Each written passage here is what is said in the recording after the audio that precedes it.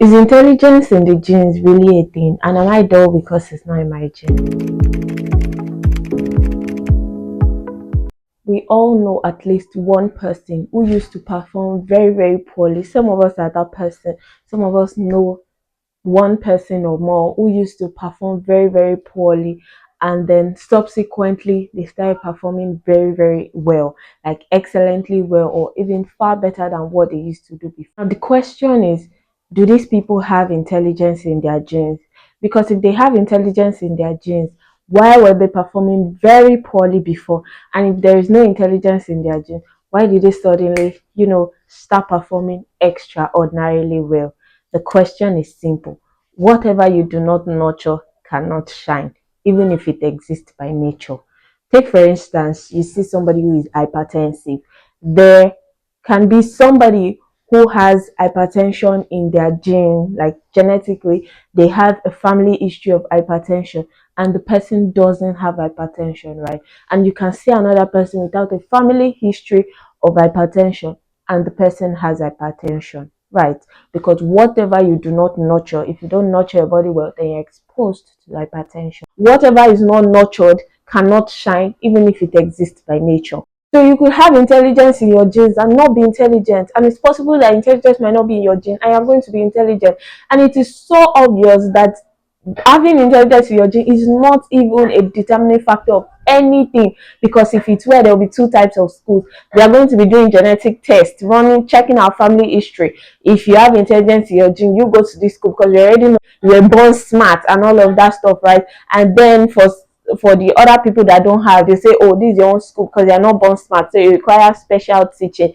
Every person that is born was born with an empty brain. Like, you kind of did not know anything as of the time you were born. It now depends on when they start making sure that things got into your brain. So some people started school as early as 1 year old, while some didn't start until 2. So if you had been reading till you were 3, and then somebody starts reading when they were 3 years, it's possible that background factors like such will play a role. So if we don't do genetic test or whatever it's called before we get admission, it simply points to the fact that that is nothing.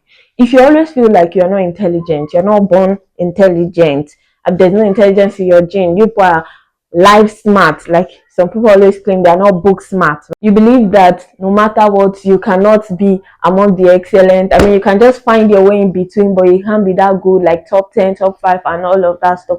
This video is especially for you, because if you keep believing that, you will never be. If you keep believing that you cannot be somewhere in the top 10, you're an average student, that's how God made you, that's how you are, you will always remain an average student, and you will never do anything about that. See, being intelligent or not being intelligent, whether you believe it or not, is first a thing of the mind. The reason a person thinks or knows that he or she is intelligent is because, people have told them, oh, you're very intelligent. Oh, they get high scores in class, right? They receive prizes, things around them. When they find themselves in a category of people, they select them for maybe competitions and all of that. So they know, they believe somewhere in their subconscious that they are smart, even if they don't essentially or 100% believe that they are very intelligent, right? And while another person will believe that they are not smart, is because nobody tells them that they are intelligent, right? When they see their score, they are not among the best 5 or best 10. So it just settles in their mind that they are not intelligent. So intelligence is first a thing of the mind. Nobody is allowed to project on you what you are not going to allow, right? So if you're not going to allow somebody to see you as not intelligent, it starts from you first of all believing that you are not intelligent. The more you keep claiming I'm an average, the more you keep claiming I'm not meant to be book smart and all of, I really, really pray that this video finds somebody that needs to hear this thing, because the more you keep claiming that, you're not going to get any better. And I'm going to tell you my own story. So growing up, I was just an average kid. No prizes primary, no prizes secondary, never went for competition or represented my school in anything. I will get flogged for failing tests. Oh God, mathematics, basic science, let's not even go there. I will get flogged so many times, right? And even just a 3 mock exam, I failed it. in SS1, I was promoted on trial because I almost repeated. And I remember talking to my class teacher in GS3, Mr. Barry, that I didn't know whether to go to art or science, and more like that. It's not even something that I should be thinking about. That what am I doing in science? That I should better go to art. Kiniko, kiniko. I mean, now I'm grateful I went to art, not necessarily because of his advice, because its advice was more of condemnatory rather than encouraging. So is there anything like condemnatory? I don't know. So here's the thing, right from when I entered GS1 first term, I had 13th position, right? And in our class we're about 30, maybe 34 or 39 in our class at that time, right? So 13th position in itself was not essentially bad. But I started telling myself that I'm an average student. That's why I say it's first a thing of the mind. If I told myself that I'm smart, what 30 something in that class, I got 13. That simply means that if I work hard, I could have joined 10, because 13 to 10 is just 3%. I could have joined 10. And then before you know it, I'm moving up to top 5 and all of those. But I kept telling myself that I'm in 13. Do you know that from just 1 to just 3, the only position I recall having is 13th position? That's for like 9 terms, right? I remember having 14th position once in GS. So because I was always telling myself I'm in average, I didn't move. Now, in my junior school, people were repeating classes. So we were reducing, right? And for me to remain 13th position while we're reducing from maybe 39 to 35 to 34, that means I was getting worse. Do you get? And then junior YA came and I failed it. I literally had to write the mock exam again before they were like, okay, now you're ready to take the actual BEC exam. Why? Because I conditioned myself that average is what is for me. The best is not for me. The better is not for me. But what you don't know is that when you reject good, you automatically accept bad. So you don't need to even say I'm dull. All you need to say is I'm not smart. All you need to say is I'm not intelligent. You are automatically accepting bad once you reject good. When I see comment on my video like, see all these things, some people are smart, some people are not smart, some people are, I'm like, if some people are not smart, why are you the one that is not smart? Like, why can't we take the positive aspect of it? Okay, not everybody is smart. Some people are intelligent, some people are not intelligent. Say I am intelligent. Why are you the one that is not? Why are you telling yourself that some people are smart?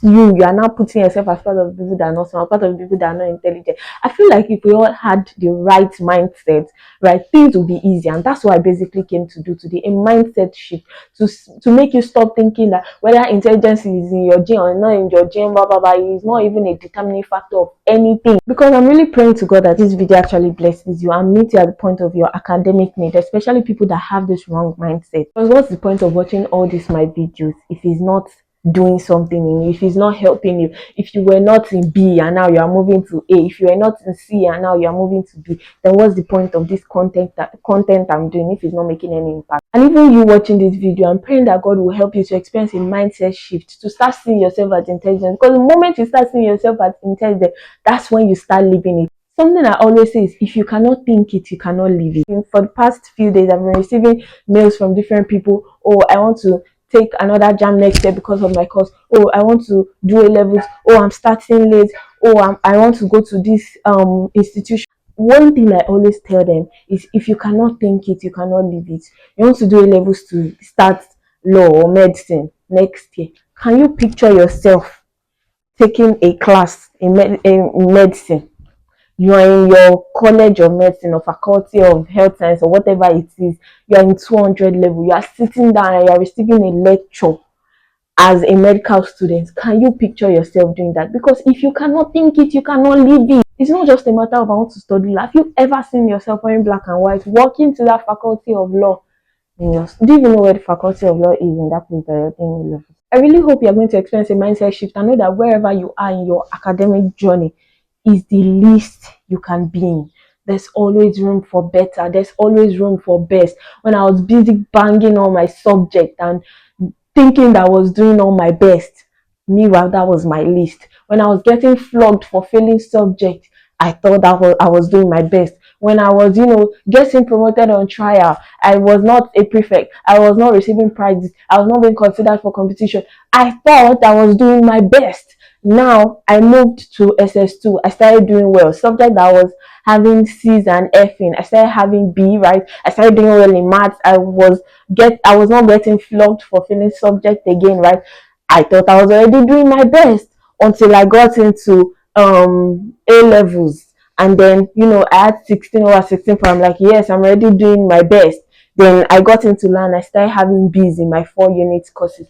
I felt I was doing my best. Then I started having A's in those 4 unit courses. Then I thought I was doing my best. And even now I know that even what I'm doing is not my best. There is always room for improvement. Do not condition your brain to think that what you are doing now is the best, because your best can always be better. Tell yourself that your best can be better.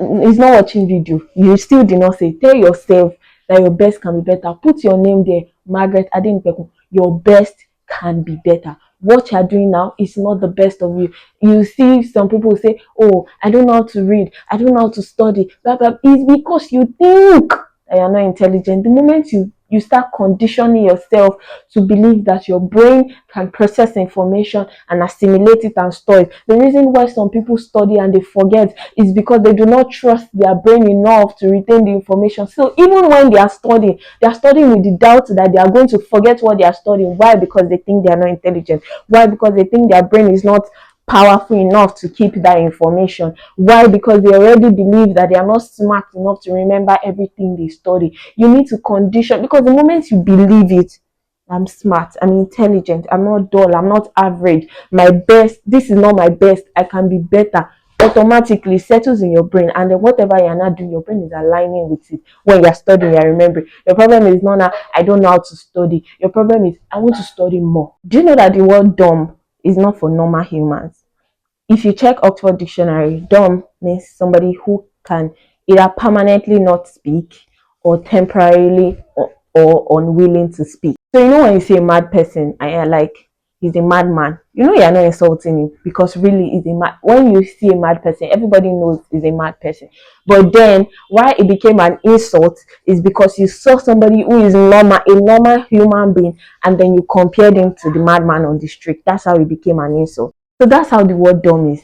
Naturally, dumb is somebody that is on cannot speak, right? It was not until the 19th century where they started attaching the word dumb to people with speech impairments, so they could speak but they could not speak properly. Then I started calling them dumb because they were comparing them to people that could not speak. And then subsequently, dumb started being used colloquially as being stupid, where even somebody that can speak, they'll say you're dumb. So some of you, your teacher called you dumb, somebody said you're not smart, you're not intelligent. Don't let it settle into your subconscious that, oh yes, maybe I'm actually not smart. You can speak, you can think, you're not dumb, you're not stupid, right? I know that some people are not doing well. I've heard stories, right, where people are not doing well because their teacher told them that they cannot be better, they cannot do more than this, that.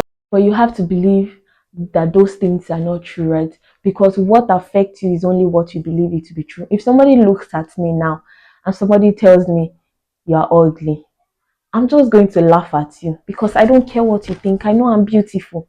Nobody can look at me now and tell me that I'm not smart. Yes, I'm not where I want to be in terms of being smart, in terms of knowing a lot of things. But even at this stage that I am, I know that I'm not dull. I know that I'm not dumb. I know that I'm not stupid, right? So you need to be, that's why I say this thing is first from within. It's first from within. You need to believe it. Let it settle in your subconscious, so that somebody will not come from outside and project something on you and then you not accept it. Nobody wakes up one day and comes up with a mindset. Mindset is formed over time. Words that you hear, that you see, that you read, that people say to you, that's how mindset is formed, by words. So how do you combat this negative mindset? Through words. So if you already believe that you are dumb, you start speaking to yourself that I am not dumb. You start speaking to yourself, then it becomes your reality and you start living it. Somebody said not everybody is book smart, say I am book smart. Somebody said not everybody is intelligent, say I'm intelligent. Somebody said you are dumb, say I'm not dumb. Somebody said you're stupid, you're not smart, say I'm not stupid. Somebody said you're just average, you're not. Say the high places belongs to me. Say the high scores belongs to me. The high CGPAs belongs to me. There is seat for me as top 10. There is seat for me as top 5. You have to let these things settle in your subconscious, so that even when you fail a test, you ask yourself, oh, why did I fail this test? What did I do wrong? Did I study properly or not? What could I have done? Not that I expected it, I'm not smart. I expected not that if this person got 70, I'm not surprised that I got 30. Do you get? Mm-mm.